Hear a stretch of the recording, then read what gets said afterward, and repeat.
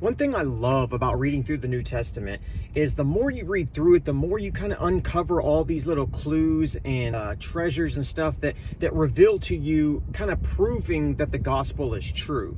And the more you read through it, the more you see these things and you start to notice it. One of my favorite ones is really just like all the different testimonies of all the different disciples and apostles of Jesus, and how these testimonies in themselves, if you really think about it, prove that Jesus is who he said he was.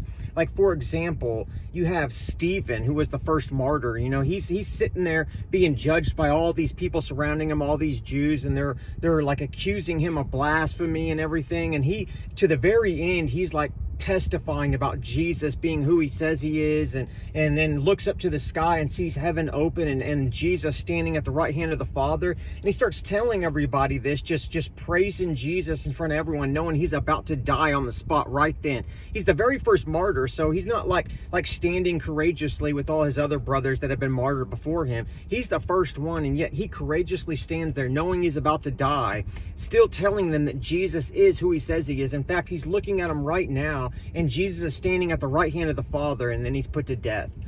And then that's just such a powerful testimony to me. And then you have like Peter, who is so terrified on the night that Jesus was arrested, that he loved Jesus so much, yet he's so terrified and so in so much fear that he denies knowing Jesus 3 times, to the point where he runs off like crying and upset with himself that he did this. And yet later on in his life, he gets crucified and requests being crucified upside down, because he considered himself unworthy to be crucified in the same manner as his Lord. That's how much he knew Jesus was who he said he was. You know why? Because he saw Jesus rise from the dead, and he saw Jesus, the resurrected Lord. That's why he had enough courage to go to the cross the same way that Jesus did and die for his faith. And then you have people like, my favorite ones are really James and Jude, who were the brothers of Jesus. It says in the Bible, like in John 7:1-9, they actually mocked Jesus and made fun of him because they didn't believe who he said he was. And in Mark 3:20-21,